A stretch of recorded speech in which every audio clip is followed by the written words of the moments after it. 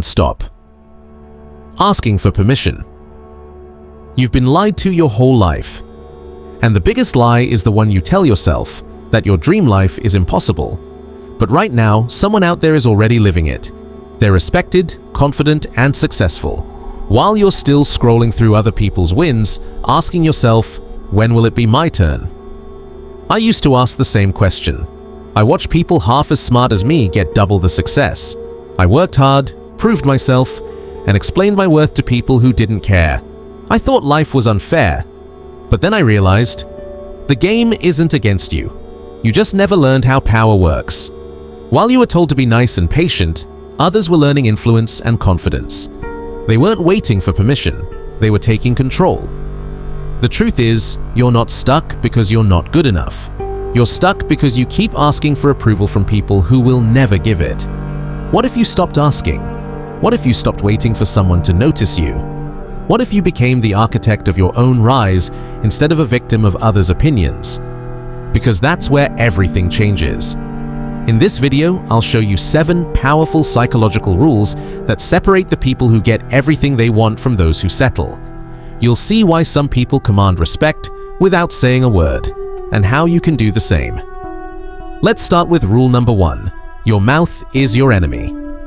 I learned this when I was 23. I sat in a meeting full of rich, powerful people. I wanted to prove I belonged there, so I talked non-stop, trying to sound smart, trying to be funny. I thought talking meant confidence. I was wrong. The most powerful person in that room said almost nothing. But when he did speak, everyone listened. That's when I realized every word you speak gives away information.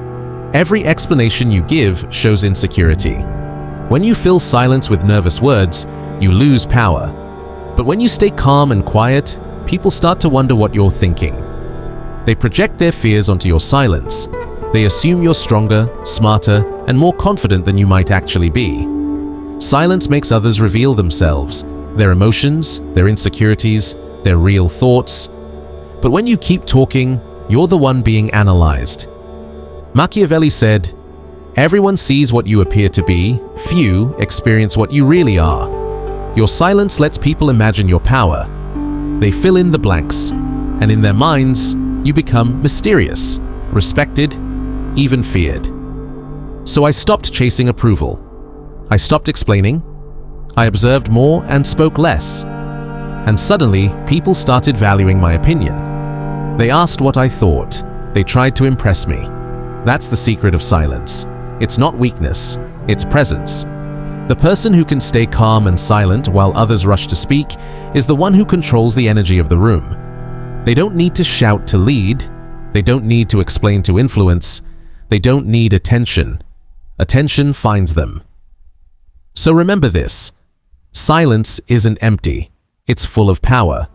And from today, stop asking for permission. Start choosing your own power. Comment this. I'm not asking anymore. I'm choosing. Title: Emotional control is power. Silence isn't weakness. It's proof that you don't need noise to control a room. Rule number 2, your feelings are not facts. 2 years ago, someone I trusted completely betrayed me, not with money or violence, but with words. They took the secrets I had shared with them privately and used them as weapons in front of people whose respect I deeply wanted. I sat there, frozen, listening as my pain became entertainment. My first instinct was to defend myself, to shout, to explain, to prove I was right. But something inside me said, don't. So I stayed silent while my reputation burned. That silence became my greatest teacher. I learned that emotions are not your identity, they're information. Feelings come and go. They are signals, not commands. You can observe them, understand them, and then decide how to act. That moment didn't destroy me, it revealed me. I discovered something more powerful than revenge, the ability to stay calm while others lose control. Because when someone tries to provoke you and you don't react, they lose their power. When someone betrays you and you stay grounded, they expose who they truly are, not you. Being emotionally strong doesn't mean you stop feeling. It means you stop letting feelings control your actions. You collect data instead of reacting. You respond with intention instead of impulse. Machiavelli said, If we must choose between being loved or feared, it's safer to be feared. But this isn't about scaring people. It's about earning respect. People respect those they cannot emotionally manipulate. When you master emotional control, everything changes. People trust you more because you stay calm in chaos. They see you as a leader, someone who can think clearly when others panic. And the biggest transformation? You stop taking other people's emotions personally. When someone gets angry at your boundaries, you don't see it as your fault. You see it as proof that the boundary was needed. When someone tries to guilt you for chasing success, you realize your ambition threatens their comfort. Your emotions should be a choice, not a reflex. Master this, and no one will ever control you again. Rule number 3. Control information. Like your life depends on it. I used to think honesty meant sharing everything. I told people my plans, my fears, my struggles, thinking it made me genuine. I was wrong. The truth hit me when I noticed how people were using my words against me. My weaknesses became gossip, my dreams became jokes, my mistakes became proof of my limits. That's when I understood. Information is power. Not money, not connections. Information. Who has it? Who needs it? Who controls it? That's what decides power in every room. Every conversation is an exchange of data. You're either collecting information or giving it away. Most people talk too much and hand others the keys to control them. I stopped doing that. I started guarding my personal life like a secret file, not because I had anything to hide, but because I finally understood this. Mystery creates respect, and scarcity creates value. The less people know about your plans and emotions, the more they must respect your results. Look at truly powerful people. You rarely know what they're thinking, planning, or struggling with, yet everyone respects them. Why? Because silence, control, and mystery are forms of strength. So protect your emotions, protect your words, protect your information. Because in this world, the one who controls the flow of information controls everything. Title: Control information. Become irreplaceable. And that's not an accident. Powerful people know this truth. When others don't know how you do what you do, they're forced to respect the fact that you do it. Machiavelli once said, "The wise man does at once what the fool does finally." Fools reveal everything only when they have no choice. The wise reveal only what is necessary, and only when it benefits them. Your personal life, your struggles, your next moves, these are not public rights. They are privileges that must be earned. But there's another side to this. While you become careful about what you share, you must also become smart about what you collect. Listen carefully when people speak. They reveal everything about themselves when they're trying to impress you, seek sympathy, or explain their failures. If you stay quiet, they'll tell you their weaknesses disguised as complaints. They'll show you their strategies while bragging about success. They'll expose their fears while explaining why they can't do what you're doing. This isn't manipulation, it's awareness. It's observation. When you understand what drives people, you can connect with them in ways that also serve your goals. Because when you control information, you control options. And when you control options, you control outcomes. Information is not meant to be locked away forever. It's meant to be used, precisely, strategically, and at the right time. When you master this, no one's actions will ever surprise you again. You'll see them coming long before they happen. Rule number 4, make yourself irreplaceable through ruthless competence. For years, I tried to be the nice one at work, helpful, friendly, quiet, and easy to get along with. I thought being liked meant being safe. I thought being agreeable would lead to promotion. But then I watched others, less kind but more skilled, rise faster than me. That's when I learned the harsh truth. Being nice doesn't make you valuable. Being agreeable doesn't make you respected. Being easy to work with just makes you easy to replace. Real power comes from competence. When you're so good at what you do that replacing you would cost time, effort, and risk, that's when people start respecting your boundaries. They might not like your confidence, but they'll need your results. They might not agree with your directness, but they'll still listen. That's what competence does. It protects you from other people's moods and opinions. It turns you from optional to essential. I had to admit that I was using likability to hide mediocrity. I was hoping kindness could make up for being ordinary. But personality can't replace performance. So I changed. I started learning my craft deeper than anyone else. I studied my industry until I knew more than people twice my age. I didn't wait to be told what to do. I anticipated needs, solved problems before they appeared, and made results impossible to ignore. Machiavelli once said, "There is nothing more difficult or dangerous than leading the change to a new order of things." That's why most people never become irreplaceable. It's uncomfortable. It means taking risks, challenging systems, and being willing to fail. But when you commit to mastery, everything changes. People stop questioning your methods. They stop trying to control you. They start trying to keep you. Because your value becomes undeniable, and even your enemies are forced to respect your results. Title: Stop explaining yourself to the wrong people. I learned something life-changing. Power comes from being the best at what matters. Not the nicest, not the most available, but the most valuable. I stopped trying to please everyone and became obsessed with mastering my craft. I studied every detail of my field until I knew things that even people with 20 years of experience didn't. I fixed problems others had accepted as just the way things are. I became the person who made everything work better, faster, and smarter. And then everything changed. People who once ignored my opinions started asking for my advice. People who once saw me as replaceable began offering new opportunities. People who once took me for granted started competing to keep me around. When you reach this level, something powerful happens. You stop competing with others and start competing with your past self. You stop worrying about job security and start choosing between offers.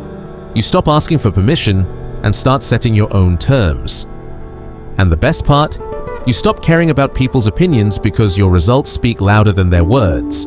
Real confidence doesn't come from faking it. It comes from undeniable evidence of your worth. Competence is the foundation of all power. Build it first. Build it ruthlessly. Once you have it, everything else becomes negotiable. Rule number 5. Never explain yourself to people committed to misunderstanding. 5 years ago, I made a decision that changed my life. I left a safe, stable job to follow a dream everyone said was impossible. The reaction was harsh. Family questioned my sanity. Friends predicted failure. Co-workers whispered about my arrogance. I tried to explain my vision. I showed plans, research, logic, but it didn't matter. They didn't want to understand. Their minds were already made up. They weren't confused about my potential. They were threatened by it. My ambition challenged their comfort. My risk reminded them of their fear. That's when I realized a powerful truth. Some people will never see who you really are because doing so would force them to admit they were wrong about you and about themselves. They need you to fail so they can feel safe in their mediocrity. You can't convince them otherwise. You can't make them respect you if their ego depends on feeling superior to you. Machiavelli said, "Everyone sees what you appear to be, but few experience what you truly are." And the people committed to misunderstanding you? They're not interested in the truth. They only want to protect the image they created of you, the version that keeps them comfortable. So stop wasting your energy trying to prove yourself to people who've already decided not to see you clearly. When you stop explaining yourself, you free up massive mental and emotional energy. You can finally invest that energy where it matters, building your skills, your work, and your peace. The right people will understand your vision without needing long explanations. The right opportunities will find you because your results will speak for you. The right relationships won't ask you to shrink yourself to fit their comfort zone. This doesn't mean ignoring all feedback. It means being selective about whose opinions actually matter. Seek understanding only from those who are capable of giving it. Earn respect only from those who deserve access to you, because once you stop defending your worth, the world is forced to recognize it. Rule number 6. Build systems, not dependencies. Not everyone's opinion deserves your attention, and not everyone's misunderstanding deserves your correction. When someone repeatedly refuses to see who you really are, even after you've shown them evidence, believe them. They're not confused, they're committed to misunderstanding you. Don't waste energy trying to change their mind. Redirect it toward people who actually want to understand, support, and grow with you. Your worth doesn't fall just because someone else can't see it. Your value doesn't shrink because someone is invested in underestimating you. Some people need you to stay small so they can feel big. Don't give them what they need. Give them what they've earned, nothing. I once believed freedom meant doing whatever I wanted. No rules, no commitments, no responsibilities. I thought freedom was that rush of excitement you feel when you imagine escaping everything holding you back. But that wasn't freedom, that was chaos. Real freedom isn't about having no structure, it's about building structures that serve your goals, not someone else's. It's about creating systems that keep working, even if others don't show up, don't approve, or don't believe in you. Most people spend their entire lives tied to other people's schedules, emotions, and decisions. Their happiness depends on a boss's approval. Their income depends on a company's budget. Their confidence depends on someone else's validation. They call it connection. But it's not connection, it's dependence disguised as love or loyalty. When your peace, income, or purpose depends on others' consistency, you're not truly living your life. You're just borrowing it from people who can take it away anytime. I learned this the hard way. In one painful month, everything I relied on collapsed. My job, my relationship, my so-called friends. I realized nothing I had was truly mine. It all belonged to systems I didn't control. That breakdown became my breakthrough. I asked myself a question that changed everything. What would my life look like if it didn't depend on anyone else's approval or participation? Machiavelli once said, "Everyone wants independence, but few are willing to pay the price for it. That price is discipline, patience, and the willingness to build long-term stability instead of chasing short-term comfort."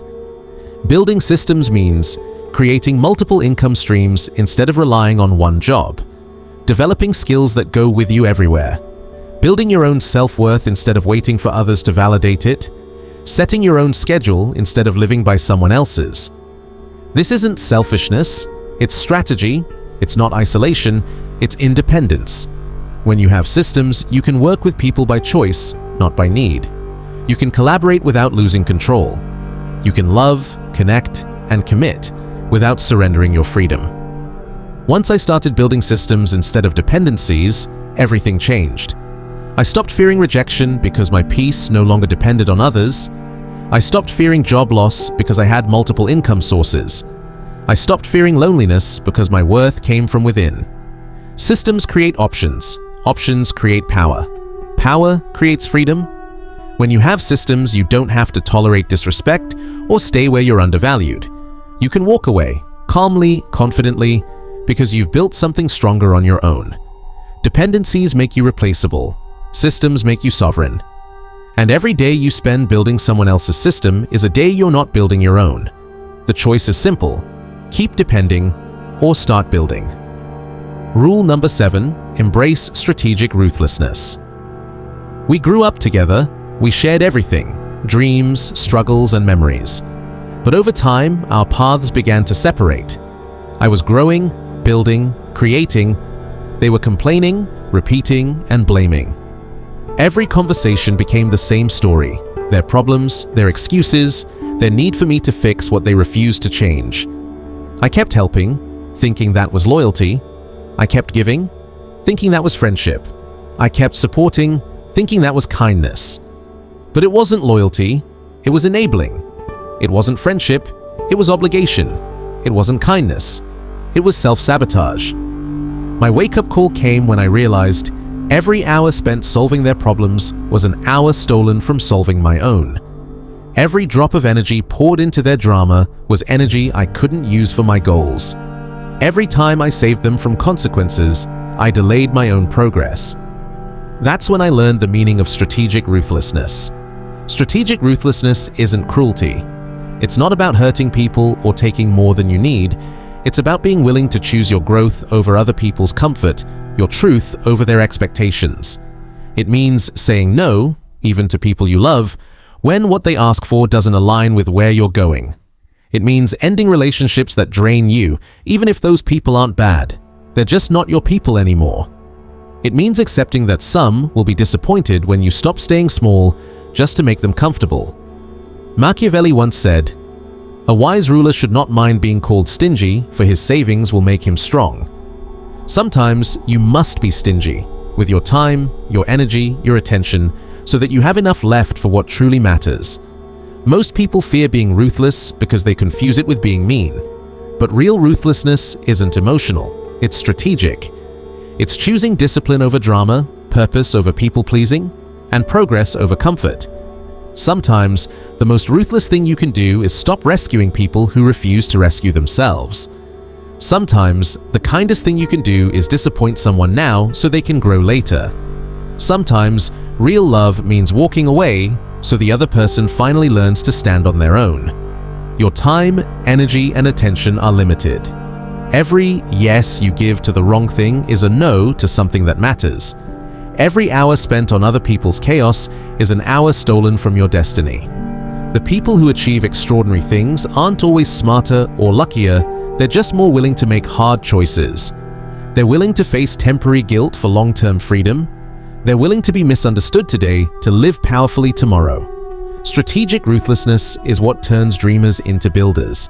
It's what separates those who talk about change from those who create it.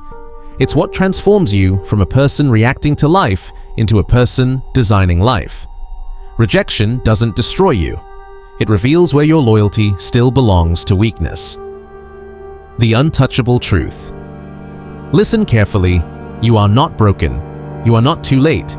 You are not too old, too damaged, or too inexperienced. You have been trained to believe that wanting power, respect, and success is wrong. That setting boundaries makes you selfish. That dreaming big means you're unrealistic. Those are lies designed to keep you small, manageable, and predictable. You can break those chains the moment you decide to stop apologizing for your potential. You are not here to be liked. You are not here to play small. You are not here to make everyone comfortable while you shrink yourself to fit their world.